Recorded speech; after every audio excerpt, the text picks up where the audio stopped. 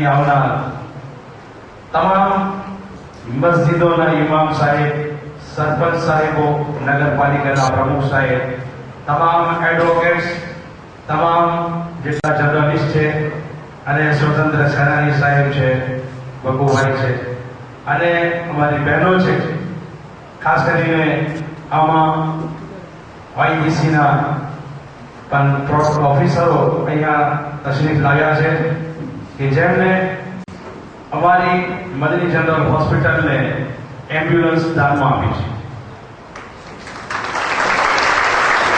આ તમામ મહેમાનોનું ઉષ્માભર્યું અમે સ્વાગત કરીએ છીએ. અત્રે ટૂંક સમયમાં જણાવવાની જરૂરત છે તે હું આપ સમક્ષ રજૂ કરું છું કે આ સંસ્થા Madni Islamic study centre and survey education ટ્રસ્ટના નામે અંગ્રેજી તારીખ 9/12/94ના દિવસે એની પાયાવિધિ થઈ અને 1996માં એનું ઓપનિંગ ફક્ત 6 રૂમ તૈયાર કરીને કરવામાં આવ્યું. તે વખતે નર્સરીથી ધોરણ 4 સુધીની મંજૂરી લઈ અહીંયા શિક્ષણ કાર્ય શરૂ કરવામાં આવ્યું. આ શિક્ષણ કાર્ય શરૂ કરવા માટે અમે બાળકોની તલાશમાં લાગ્યા તો માંડ ચારે બાજુથી જમા કરતા ફક્ત 225 વિદ્યાર્થીઓને મળી શક્યા. પણ હિંમતે વદા તો મદદે ખુદા, હિંમત હાર્યા વગર અમે આ કાર્યને જોરશોરથી ચાલુ રાખ્યું. આજે તે નતીજા પર પહોંચ્યા કે જે 6 ઓરડાથી શરૂઆત થઈ હતી, આજે આ કેમ્પસ જોયા પછી તમને જણાશે કે સતત જેવી રીતે તાલીમી કામ ચાલુ રહ્યું એની સાથે સાથે તાલીમી કામ પણ ચાલુ રહ્યું. અને આ સંસ્થા ફક્ત અને ફક્ત જ્યારે શરૂઆત કરી ત્યારે ધોરણ 7 સુધી શિક્ષણ આપવું એ નક્કી કરવામાં આવ્યું. પણ માલિકની મહેરબાનીથી ખાસ તौर પર આ સંસ્થાના રૂહે રવા જેમની દુઆઓથી અને જેમના નામથી આ સંસ્થા આજે ઓળખાય છે તે અમારા મુર્શિદ હુઝુર શેખુલ ઇસ્લામ સૈયદ મોહમ્મદ મદની અશરફી જીલાનીના નામે આ સંસ્થા કાયમ છે. એમની દુઆઓથી આજે ધોરણ 12 સુધી આર્ટ્સ, કોમર્સ, સાયન્સની તાલીમ આપવામાં આવે છે. એટલું નહીં, અંગ્રેજી ની તાલીમ આપવા માટે પણ લોકોની વારંવાર આ ફરિયાદ હતી કે કોઈ પણ સંજોગોમાં ઇંગ્લિશ મીડિયમ પર શરૂ કરવામાં આવે તો એના માટે પણ ધોરણ 7 સુધી ઇંગ્લિશ મીડિયમની તાલીમ પણ અહીંયા ચાલુ થઈ. એક સમય કેવો હતો કે જ્યારે આ જમીન એક સંસ્થા કાયમ કરવા માટે જ્યારે દાનવીરોએ જ્યારે અર્પણ કરી તો ગુરુજીની બારગાહમાં કહેવામાં આવ્યું કે અહીંયા અમારે દારૂલ શરૂ કરવાનો વિચાર છે. પણ દૂરદ્રષ્ટિ રાખનારા જે સંતો છે, જે બુઝુર્ગો છે, પીરો છે, એમની દ્રષ્ટિ સીમિત નથી હોતી, દૂર સુધી એમની દ્રષ્ટિ જોવે છે. અને આ અહીંયાના લોકોને શું જરૂરત છે એ બધી જ વસ્તુનો ખ્યાલ કરી આપણે હુકમ આપ્યો કે દારૂલ નહીં પણ અહીંયા એક એવું એજ્યુકેશન સેન્ટર શરૂ કરવામાં આવે કે જેથી ફક્ત અને ફક્ત મુસ્લિમ બાળકો નહીં પણ અહીંયા રહેવાસી દરેક કોમના વિદ્યાર્થીઓ એનો લાભ મેળવે. આજે આપ જોઈ રહ્યા છો જ્યારે આ સંસ્થાની પાયાની પણ થઈ નથી, એમનાથી કક્ષીને રેતી દમ કરવામાં આવી, એમના વારક હાથ લગાવવામાં આવ્યા, લેટર પેડની ઉપર એને લખીને આપ્યું કે આ એક નાનો છોડ જે કરજણની જમીન પર વાવવામાં આવી રહ્યો છે તે થોડાક સમયની અંદર એવું ઘટાડો એવું વૃક્ષ બનશે અને એની ડાળીઓ દૂર સુધી પહોંચશે અને એ વૃક્ષની ડાળીઓની છત્રછાયા નીચે લોકો ઇલ્મ, શિક્ષણ અને હુનરથી માલામાલ થશે. આજે ફક્ત અને ફક્ત દર્જનના જ વિદ્યાર્થીઓ નહીં, ફક્ત અને ફક્ત મુસ્લિમના વિદ્યાર્થીઓ નહીં, પણ દરેક કોમના વિદ્યાર્થીઓ અને ફક્ત કરજણ તાલુકા સુધી સીમિત નથી, પણ 59 ગામના વિદ્યાર્થીઓ એટલે કે 1200 વિદ્યાર્થીઓ અહીંયા શિક્ષણ મેળવી રહ્યા છે.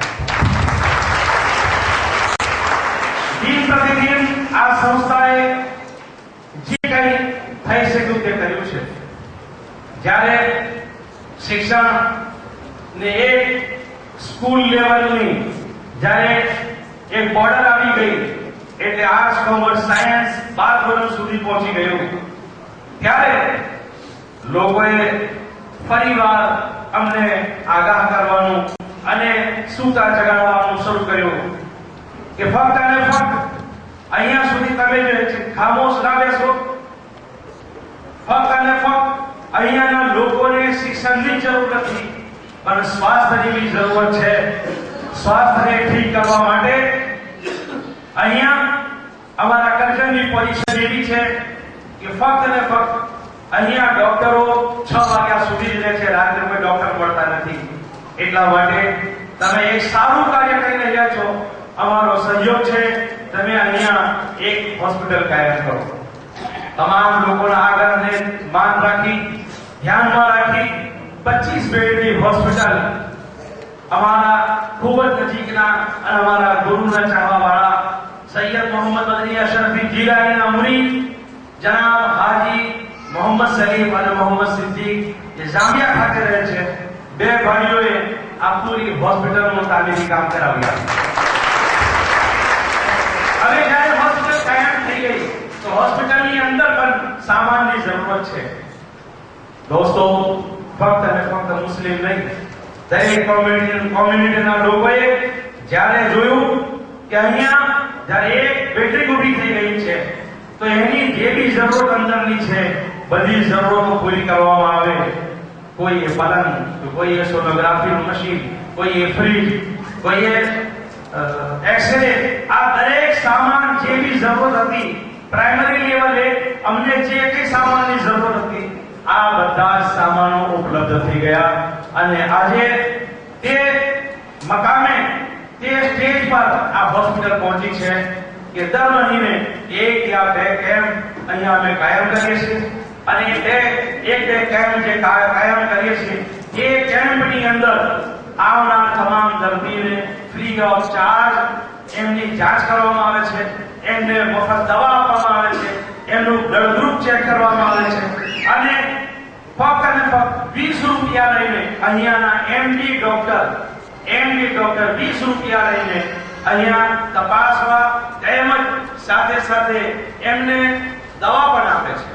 આ સેવા આ સંસ્થા હાલમાં કરી રહી છે. વધુમાં આપણે એ જણાવું કે હોસ્પિટલ તો કાયમ થઈ ગઈ, પણ હોસ્પિટલમાં એવું પણ હોય છે કે બધી જ વ્યવસ્થા નથી હોતી. ડાયાલિસિસ માટે, એટેકના દર્દી માટે, બીજા અનેક દર્દીઓ માટે મોટી હોસ્પિટલમાં એને ભરતી કરવા જરૂરી હોય છે. અમે ઓએનજીસી કંપનીમાં બહાર પાડી કે અમારો એક નાનકડું હોસ્પિટલ છે, એમાં એમ્બ્યુલન્સ નથી. અમારી આ મહેફિલની અંદર લેડીઝ ગ્રુપની અંદર સૌપ્રથમ અહીંયા બેસનાર હજિયારી અનીસા બેગમ અહીંયા મોજૂદ છે. એમને કહ્યું કે ગભરાવો નહીં, અમારા સાહેબો પણ આવા કામોને પસંદ કરે છે અને બનતી કોશિશ અમે રજૂઆત કરીએ અને કોઈ પણ સંજોગોમાં તમારી હોસ્પિટલની એમ્બ્યુલન્સ અપાવીને રહીશું. આજે દોસ્તો એ એમ્બ્યુલન્સ હોસ્પિટલના આંગણમાં ઊભી છે. રાત દિવસ જ્યારે જરૂરત હોય છે એ દરેકની જરૂરતને પૂરી કરવા માટે તૈયાર છે. એવી જ રીતે સાયન્સ જ્યારે શરૂ કરવું હતું ત્યારે અમે જીએસએફસી કંપનીને અમારી રજૂઆત કરી. જીએસએફ કંપની, જીએફસી કંપની, એ કંપની વાળા ભાઈઓએ આજે અમારી સંસ્થાને જોઈ પણ નથી. ફક્ત અને ફક્ત ઈમેલ પર અમારી દરખાસ્તને ધ્યાનમાં રાખી એમને પૂરી સાયન્સ લેબોરેટરીનો દરેક સામાન અમારી સંસ્થાને દાન કર્યું છે. આજે જે બહેનો અહીંયા બેઠી છે એની અંદર અમારા ખાસ યુકેથી પધારેલા હરિયાની મુમતાઝબેન પણ અહીંયા મોજૂદ છે. જ્યાં આ નોજવાન યુકેથી આવેલા લોકો આ સંસ્થાને મદદરૂપ થવા માટે રાત દિવસ એક કરી મહેનત કરે છે. અમારા ઇમ્તિયાઝભાઈ, અફરોઝભાઈ, ખાલિદભાઈ, હાજી ગુલામભાઈ ઘેર ઘેર ફરીને જ્યારે આ સંસ્થાની સેવા કરવા માટે તત્પર છે ત્યાં બહેનો પણ પાછળ નથી અને દરેક લોકો આ સંસ્થાની મદદ માટે તૈયાર છે. આજે